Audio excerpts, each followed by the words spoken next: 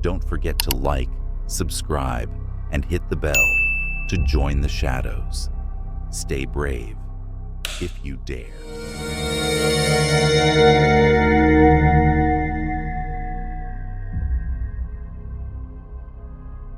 It all began the day I moved into my new apartment.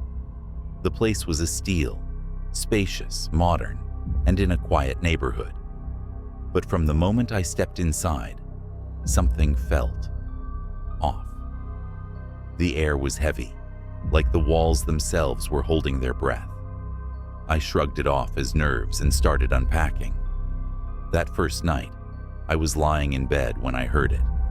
A faint whisper, so soft I almost thought I'd imagined it. I sat up, straining to listen. The sound was coming from the wall beside my bed. It was barely audible, like someone murmuring just out of earshot. I told myself it was the wind, or maybe the pipes, but deep down, I knew it wasn't. The whispers grew louder over the next few nights. They weren't constant, just sporadic, like someone was trying to get my attention. One evening, I finally worked up the courage to press my ear against the wall. That's when I heard it clearly. "I'm right here." My blood turned to ice. The voice was faint, but unmistakable. A woman's voice, trembling and desperate. I tried to ignore it, but the whispers became more insistent. They'd start the moment the sun went down, growing louder and more frantic as the night wore on. One night, I woke up to the sound of scratching, slow, deliberate, like fingernails dragging across the inside of the wall. I grabbed a flashlight and followed the noise to the bathroom. The scratching stopped, but the mirror was fogged up, and written in the condensation were the words, "Let me out." I called the landlord the next morning, demanding answers. At first, he tried to brush it off, but when I threatened to move out, he finally told me the truth. The previous tenant, a young woman named Emily, had disappeared without a trace. They never found her body. The police had searched the apartment but found nothing. The case went cold. That night, the whispers returned, louder than ever. I covered my ears, but the voice broke through, screaming, "I'm in the walls!" I couldn't take it anymore. I grabbed a hammer and started tearing into the drywall. The dust filled the air as I swung wildly, driven by a mix of fear and desperation. And then, I found her. Her body was crammed into the narrow space between the walls, her face frozen in a silent scream. Her eyes were wide open, staring right at me. I stumbled back, my heart pounding, and that's when I felt it. A cold hand gripping my ankle. I screamed and kicked free, running out of the apartment and never looking back. I moved out the next day, but sometimes, late at night, I still hear the whispers, and I wonder, did I leave her behind, or is she still waiting for me?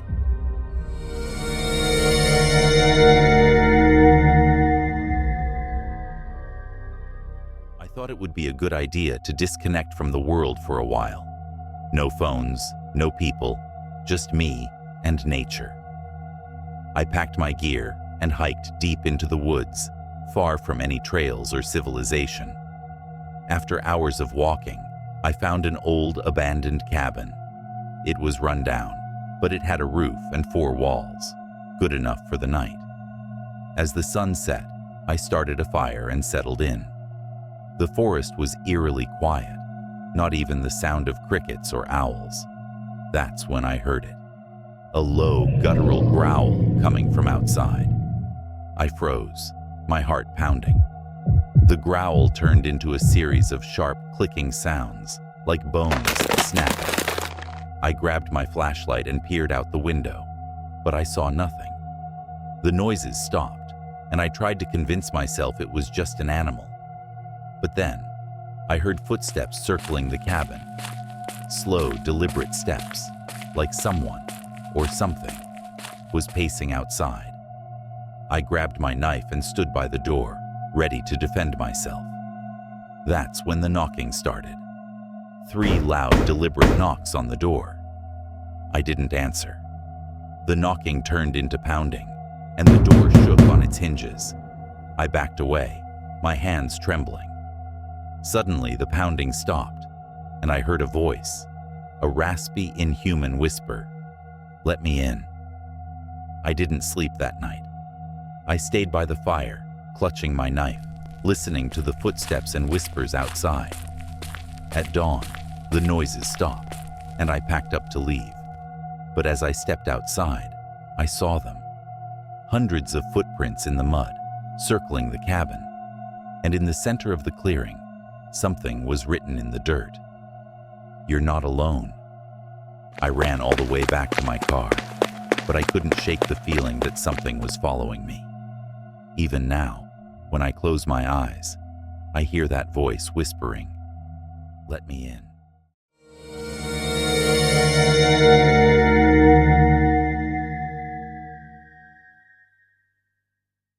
It was a normal Tuesday night. I was home alone, watching TV, when I heard a noise from the kitchen. It sounded like a cabinet closing. I muted the TV and listened. Silence. I told myself it was just the house settling, but then I heard it again. A faint shuffling sound, like someone moving around. I grabbed a baseball bat and crept toward the kitchen. The lights were off, but I could see a shadow moving near the fridge. My heart raced as I flipped the light switch. Nothing. The bulb was dead. I pulled out my phone and used the flashlight. The kitchen was empty, but the back door was slightly open. I locked the door and checked the house, room by room. Nothing seemed out of place. I was about to call the police when I heard a voice from upstairs. A soft, childlike giggle. My blood ran cold. I didn't have kids. I climbed the stairs, my bat raised, and checked every room. Nothing. I was about to leave when I noticed my bedroom closet door was slightly ajar. I hadn't opened it in days. I approached slowly, my hands shaking, and yanked the door open. Inside was a man, crouched in the corner, staring at me with wide, unblinking eyes. He smiled, a twisted, unnatural grin, and whispered, "I've been waiting for you." I swung the bat, but he dodged and lunged at me. We struggled, and I managed to knock him down. I ran out of the house and called the police. They searched the property but found no trace of him. The only evidence was a note he left on my nightstand. "I'll be back." I moved out the next day, but I still feel like I'm being watched. And sometimes, late at night, I hear that giggle again.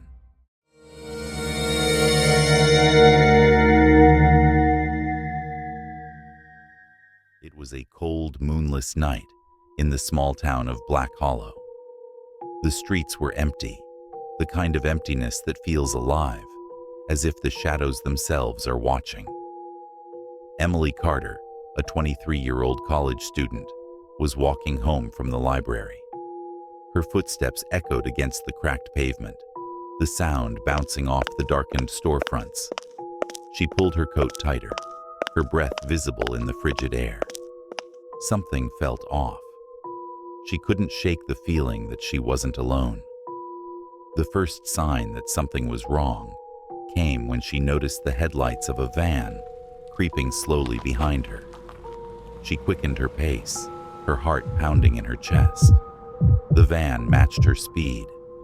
Emily's mind raced. She told herself it was just her imagination, but deep down, she knew better. She turned down an alley, hoping to lose the vehicle, but the van followed, its engine purring like a predator stalking its prey. Suddenly, the van sped up, skidding to a halt in front of her. The side door slid open with a metallic screech, and 2 figures clad in black jumped out. Emily froze, her scream caught in her throat. Before she could react, a gloved hand clamped over her mouth, and she was dragged into the van. The door slammed shut, plunging her into darkness. The van sped off, the sound of the engine drowning out her muffled cries. Emily's wrists were bound with rough rope, and a hood was pulled over her head. She struggled, but the hands holding her were unyielding. The air inside the van was thick with the smell of gasoline and sweat. She could hear the kidnappers whispering to each other, their voices low and guttural. One of them laughed, a sound that sent chills down her spine. After what felt like hours, the van came to a stop. Emily was yanked out and forced to walk on uneven ground. The hood was ripped off, and she blinked in the dim light of a single bulb hanging from the ceiling of a decrepit barn. The walls were lined with rusted tools, and the air smelled of decay. In the corner, she saw a pile of old photographs, faces of other young women, their eyes wide with fear. Her stomach churned. One of the kidnappers stepped forward, his face obscured by a grotesque mask. He leaned in close, his breath hot and rancid. "You're special, Emily," he hissed. "We've been watching you for a long time." Emily's mind raced. How did they know her name? What did they want from her? Before she could ask, the other kidnapper grabbed her arm and dragged her to a chair in the center of the room. She was tied down, the ropes cutting into her skin. The masked man pulled out a knife, its blade glinting in the dim light. He traced it along her arm, drawing a thin line of blood. Emily screamed, but no one was around to hear her. The kidnappers began to chant in a language she didn't understand. The air grew colder, and the single bulb flickered. Shadows danced on the walls, twisting and contorting into grotesque shapes. Emily's breath came in short, panicked gasps. She could feel something in the room with them, something ancient and malevolent. The chanting grew louder, and the shadows seemed to close in around her. Suddenly, the barn door burst open, and a blinding light flooded the room. Emily squinted, her heart pounding. A figure stepped into the light, holding a gun. It was her older brother, Mark. He had been searching for her ever since she didn't come home. The kidnappers turned to face him, their masks slipping to reveal faces twisted with rage. Mark fired 2 shots, and the kidnappers crumpled to the ground. Mark rushed to Emily, cutting her free with trembling hands. "We need to go," he said, his voice urgent. "Now." As they ran from the barn, Emily glanced back. The shadows were still moving, writhing like living things. She felt a cold hand brush against her arm, and she screamed. Mark pulled her into the car and sped away, the tires kicking up gravel. They never spoke of what happened that night. The police found the barn empty, with no sign of the kidnappers or the pile of photographs. But Emily knew the truth. She could still feel the cold hand on her arm, still hear the chanting in her nightmares. And sometimes, when she was alone, she would see the shadows move out of the corner of her eye. Emily Carter had escaped, but she knew the darkness was still out there, waiting, watching, and hungry.